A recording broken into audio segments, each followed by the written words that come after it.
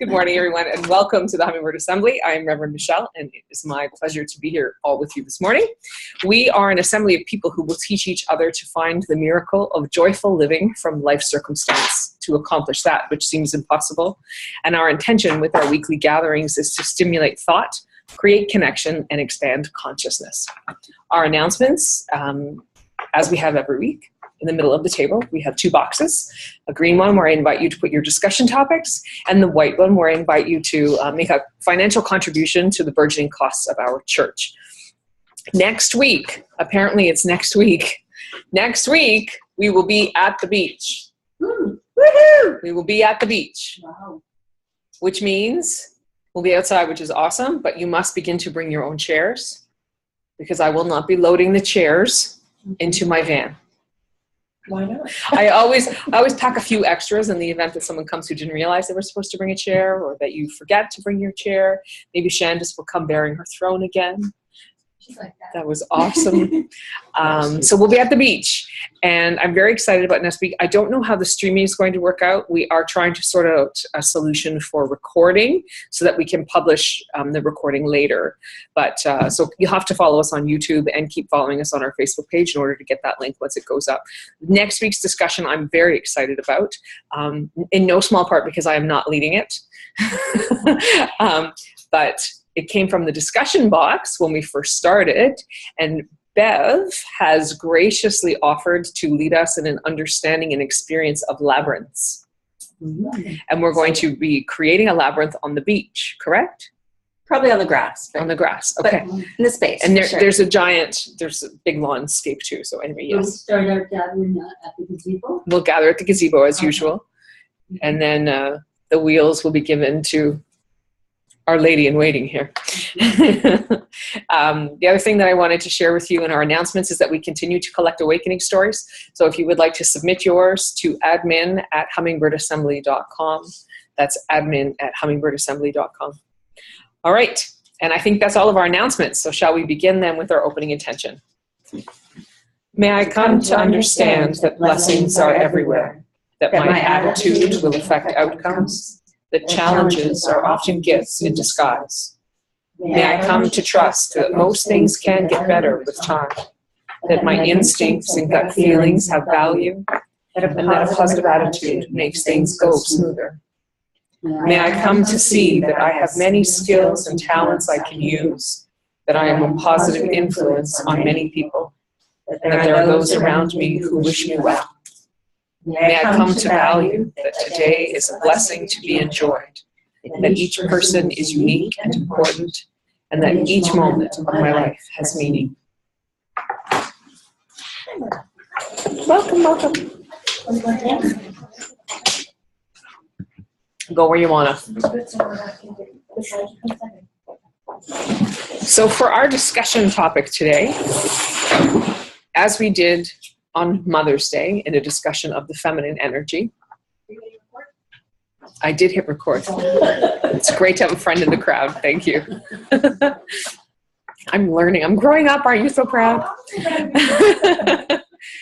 Today we are going to be engaging in a discussion of the masculine energy, because it is my belief that this day should be less reserved for celebration of the father figure and more a celebration of the masculine energy, because our role in this lifetime is to effectively integrate both energies into our experience. And we'll probably always be a little bit heavier on one energy, so maybe 60% feminine, 40% masculine. But the goal is to get to a place of almost balance so that we can honor all aspects of the human experience. The other reason I want us to take this approach to Father's Day is because Father's Day, like Mother's Day, can be very difficult for many people. Some of us have lost our fathers. Some of us never knew our fathers. Some fathers are estranged from their children. It can be a very hard day. And I don't like the idea of suffering going out into the world.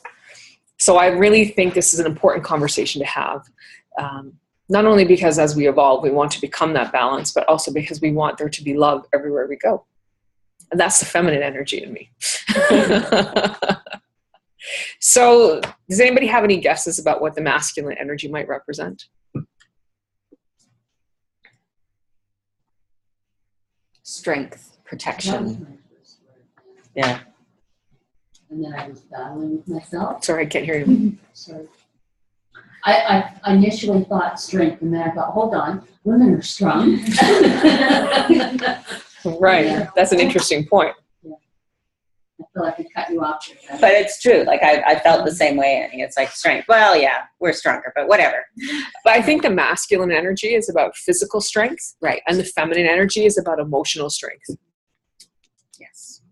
And it's not to say that a woman cannot be strong, because that is when she is bringing into harmony the masculine and feminine energy, right?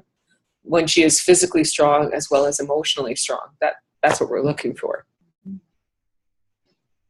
And then you also said protection. Yes. When you think about that, you're having thoughts. No, I'm just trying to think of other words. Okay. No, it's just, sort of, those are my first impressions. Right.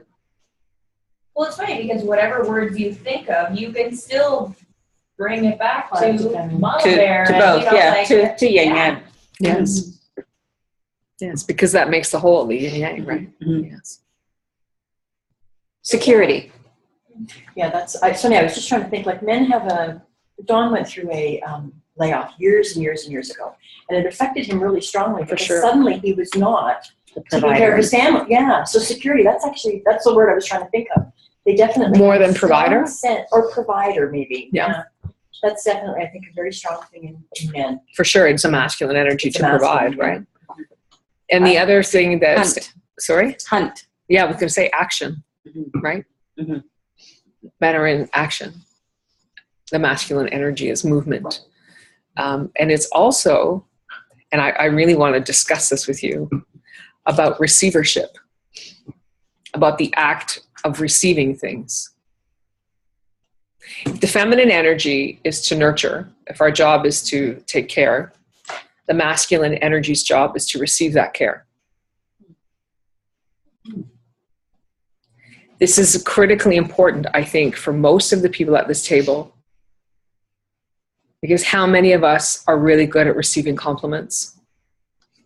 I'm getting much better. Are you truly? Yes. Getting much better. See, because I think that's a key aspect, right? That you're getting better. Yeah. Like if somebody offers you a compliment about your clothing or about how you look or about your hair, like you did to me just a few minutes ago, how do we receive it?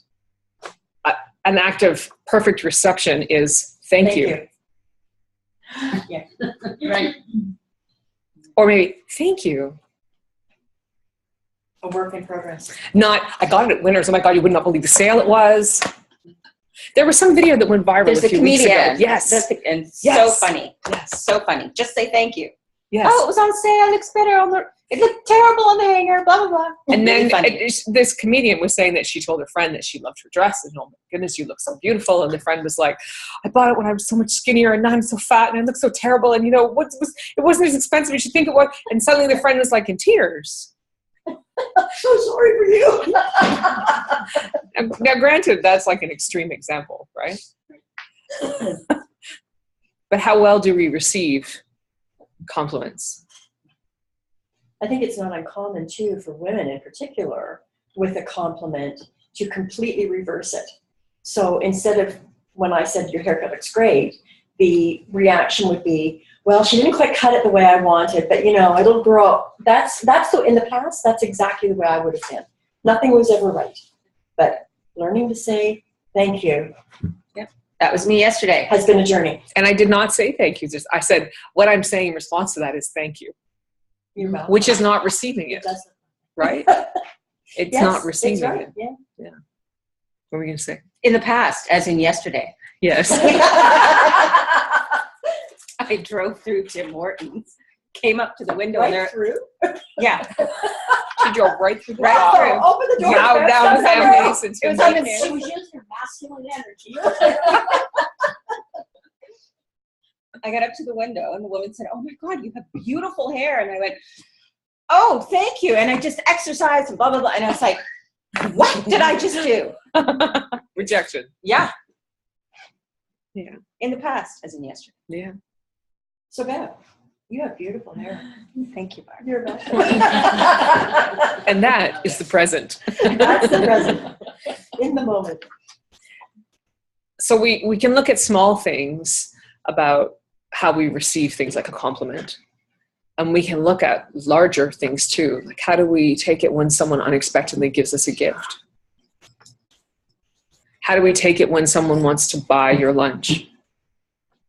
You go out and you're like, this was not the plan. I did not plan for that. I think a lot of times You don't we have feel to. obligation. Mhm. It's like, oh, now I owe them something.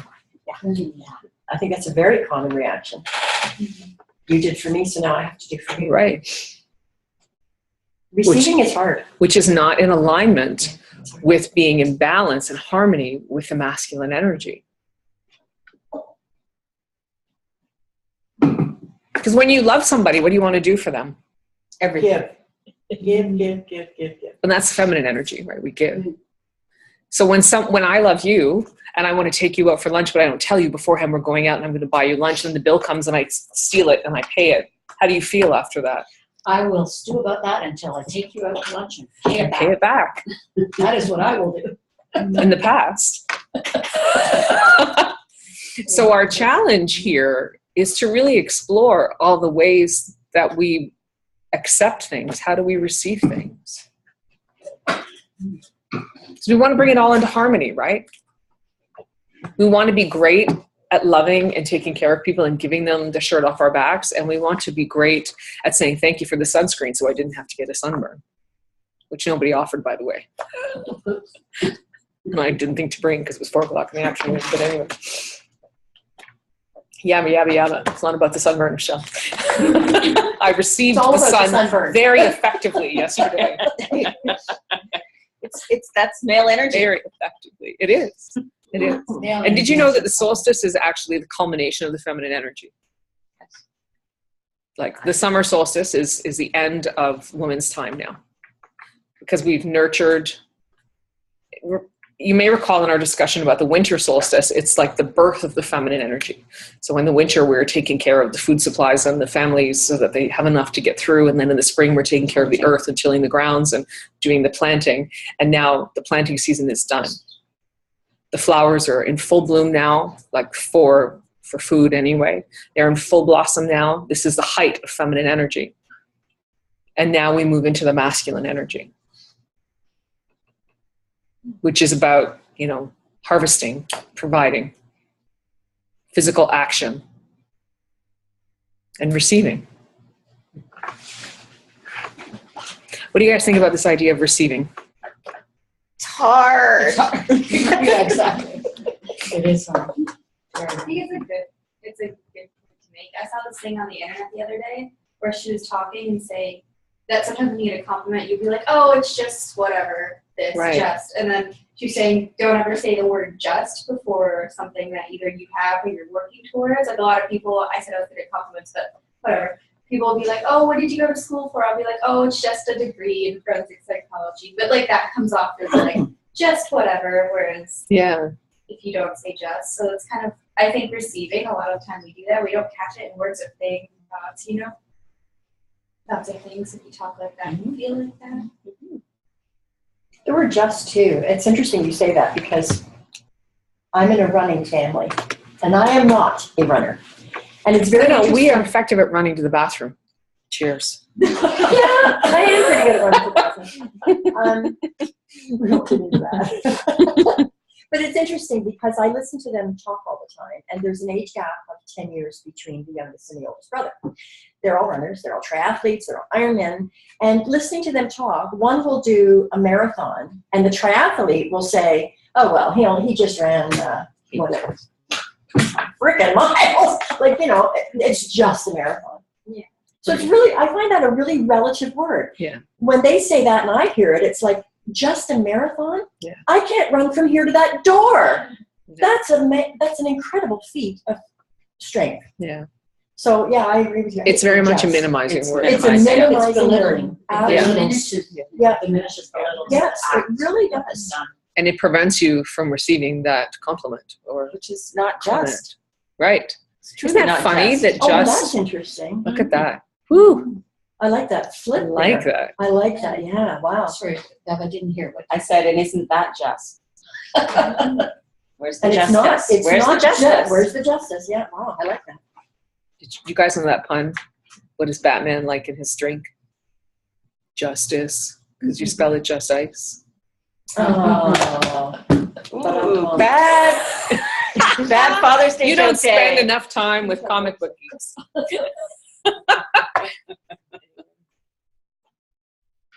So I'd like to task you with that. receiving, Mhm. work on receiving, Mhm. graceful. When I was in someone's house yesterday and they were running around like a chicken with their head cut off because it was their daughter's baptism and I was there to perform the ceremony. And I said to her, what can I do to help you? How many times have people said to you, what can I do to help you? And you're like, nothing, go sit down, put your feet up, it stresses me out having you in my kitchen. La la la. Yeah. All the time. I think we all do it though, right? Like we're trained to think we can do it ourselves. No, I have to keep this to myself. I gotta do this to myself. I have to do this to myself. It's a. People are asking because they love you and they want to help you. It's also a bit of control. It's releasing control. Oh, interesting. So I found this cool little diagram that shows when we have a masculine imbalance and feminine imbalance and when we don't have them in balance. And what it says, when the feminine energy is not in balance, we are sabotaging and withholding and indifferent. And when we are masculine, not in balance, where did control go? I saw control. I'm sure it said it there. Because surely it's not feminine energy that's controlling. All right, well, it's not coming. But I think you're right. It is about us controlling our experience, perhaps. Like when I reload the dishwasher after somebody kindly does it for me because they did it for them. Right. That's controlling. Right. No, that's just dishwasher That's just dumb. Tetris. Yeah. That's all. Dishwasher what? Tetris. That's all. Because you want to maximize the. Exactly. You have to maximize the space. You don't put bowls in this way. You stand them up. So what you could receive in that situation is, I'm very glad that I live with people who want to put their dishes in the dishwasher. Yes. Yeah. But then I'm gonna do It's that. okay. It's not that you have to fix it. It's that you choose to I choose maximize to, your yes. space, right? And Yes. that is the control part there. Yeah. You're not a victim of my inability to put the bowls in properly. You choose to be superior in getting things in, Maximize the space. thank you. right? Because they Just didn't do And it right. I cannot load a dishwasher to save my life. I will tell you that. I can put in enough things to get things in, and then, okay, we'll run it, and then we'll run it again. Mitchell will like get 5 times the stuff in there because it's Tetris for him. And I think for him, and perhaps for you, I offer this to you, it's almost meditative. It is, totally. You go somewhere else while you're doing it. Or you just get really angry and pissy, which is also going somewhere else. It's not a place you want to go. More pissy. The dishwasher. Right. Don't allow yourself to be victimized by the dishwasher bar. It is an inanimate object Dishwasher police. full of inanimate objects. Embrace the challenge. It's Just embrace the OCD challenge. So bad. Everything. There's a In the place for past- everything and everything in its place. And In I the just past, you know now. you are attached to that. Yeah. The other thing I wanted to talk about is providing. How do we provide?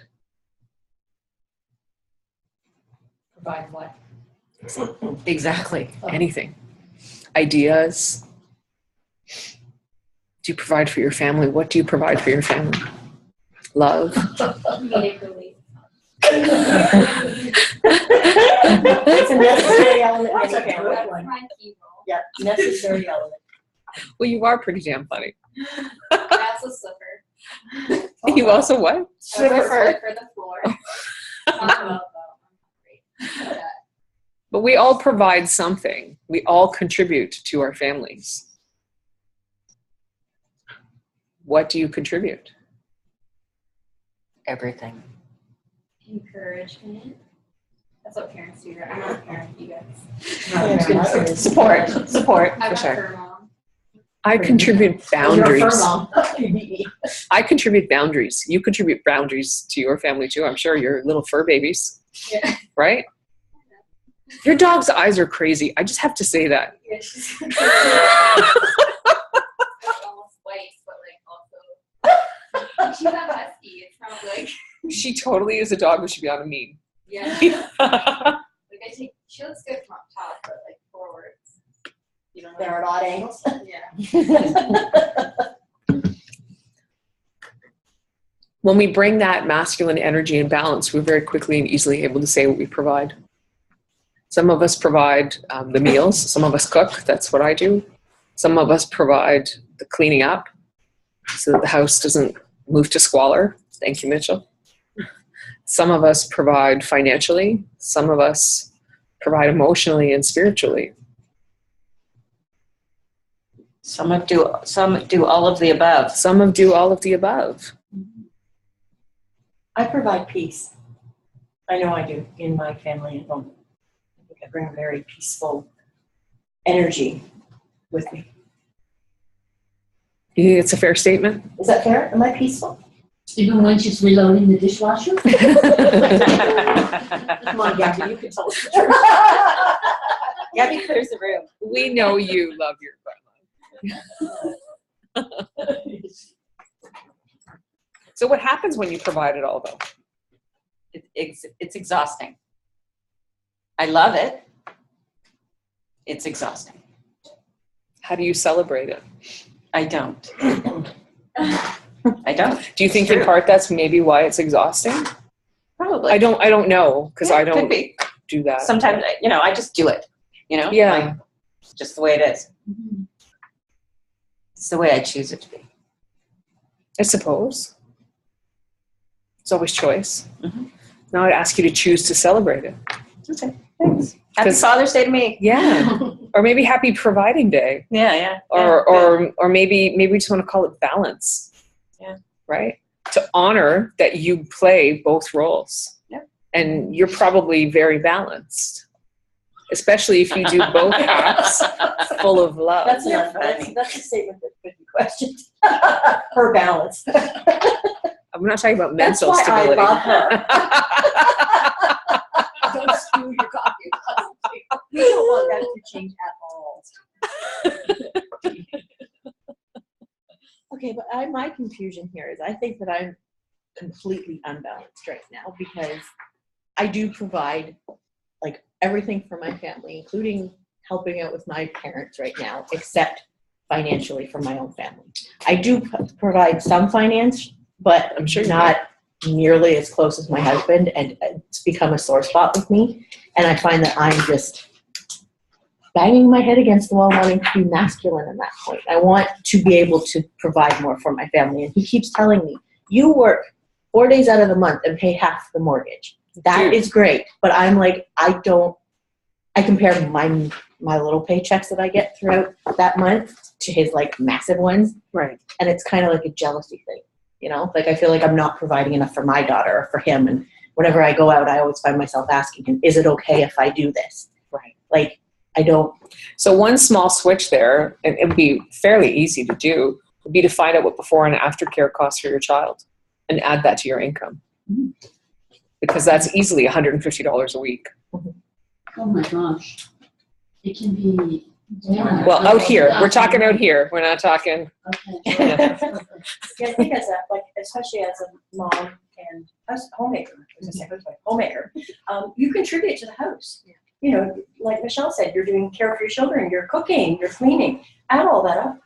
If you were hiring major a nanny, contributor. if you were hiring a Yeah, cook, major a contributor. house cleaner. Yeah, A gardener. Well, you know what you would charge to Yeah. clean your house. Add those things to your bill. He tells me all of this. Like, I see it So you right choose, there. You're choosing. Yeah. I don't know why I can't make that switch and understand that, yeah, I'm doing I it. have, I have comes- value. Yeah. Roseanne I Barr- have value. Roseanne Barr said years ago, you're a domestic goddess. You're a domestic executive on your home. You're running your family. Like you're CEO of your family. Because I bet you're the one who's, when your husband's out the door, don't forget this, don't, you know what I mean? Like Yeah. that's a pretty important role. And I would encourage you to Look up the cost of the care you've been giving to your mom in the last several months. Oh gosh, yeah. Cooking, cleaning, laundry. It might be difficult to do for the things you do all the time because you chose to be a mom. But I find that like also like I'm living with my parents rent free so that I could save for my home. Right. So it's the least I could do for my mom, you know? Like But that's how you phrase that. Yeah. I don't know. It's something I'm struggling with and I have to. So if we go back to that diagram where things are out of balance, when the feminine is out of balance, we place a low value on life. We feel mean, selfish, and greedy. We are sabotaging. We feel isolated, indifferent, and we blame. We're impatient. 100%. Yep. Especially the impatient part. I'm fighting with my dad like every day. Every day. So it comes down to choices. Yeah. And I think we've talked about this before. I think it was around the gratitude. Sometimes you don't have to feel it to say it because you won't get a chance to feel it until you've said it. For you to say a few times a day, you know, I just provided $30 worth of service today in doing before and after care for Coraline. Mm-hmm. And then you can laugh and go, that's so stupid. Well, who else is going to do it? Where am I going to get her to care anyway? I mean, somebody has to drive her and all that stuff will happen in the background, but you can laugh. And then the next day, ooh, another $30, cha-ching. And then you'll giggle. And then eventually it becomes a, dude, I am providing major service here. Yeah, that. I'm going to start writing it down. Yeah. Put it in your record. Mm-hmm. Good idea. Yeah. And just throwing it out there, isn't the root of all of that self-love? Mm-hmm. Maybe if we're not loving ourselves as completely as we should, we do feel insufficient and unworthy. It's And entirely not wrong. enough. It always comes It back always to comes self-love. back to self-love. I'll get there. I'm will. there. Yeah, keep saying it. Yes, I know. I see. That's my thing. You're not alone. I have trouble with positive In statements past, and in the past. yeah, I had trouble with. In the past, I had trouble with that. Thank you. What I think of that too is, I think like that as well. Like the least I can do is make this up for you, right? Like it's all self-love. Like the least I can do is literally everything. Mm-hmm. So what I always think of is before I quit my job, I kept putting dollar values on my time. I kept Right. being like, okay, well if I do this, I won't lose this. But then my mom was like, you know what? I'm kind of my phone was recording. She's like, I'm kind of old, and I see that like you see currency as money. Why don't you look at it as happiness?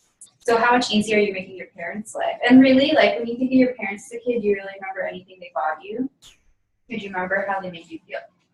Like I honestly don't remember half the things my parents got me. What I remember is like when my car almost burst into flames and I cried and my dad came immediately. Like, you know what I mean? Like that's the stuff that you remember. It's not really like who paid. You know what I mean? Your kids will never be like, oh, she paid whatever the mortgage. Like that's not what they think about at all. I need to hear that on another whole opposite part of my life as well. I would overspend on my daughter like crazy. But yeah, that's good. Glad I opened my mouth. I got a lot of stuff to think about now. That's what we do here. Yeah. Create thought. Is that in our initial statement? Yes. Mm-hmm. And expand consciousness. Does anybody have anything else they want to contribute to this discussion? It's funny because when you talk about receiving, sometimes receiving even that compliment or whatever, that compliment can be quite huge. And then it like almost hits you like a wall. Right. And if you're not ready for it or something, I don't know. Words mean something to me. I don't know. Larger. You know what I mean? Yeah. Like it was funny because the other day someone said, you are gorgeous. And I was just like, What do you want? that's a huge thing to say, I think. It's not, hey, you look great today. you know, that's next level. That blows that right out of the water, you know. And it was just like, wow. But I thought you knew that. I was gonna say. That's why I'm having this reaction. But like, I guess there's another standard of receiving of where it's like, oh, well, there's this, like that person that always looks at themselves in the mirror and says, you are gorgeous, right? You're amazing. You're so beautiful today. Oh my gosh, right? Like, then there's this whole other level of, you know, stereotype or whatever, where people are like, oh, she's conceited and full of herself, right? Right. So then you take that and you're like, oh, well, I don't want to be that.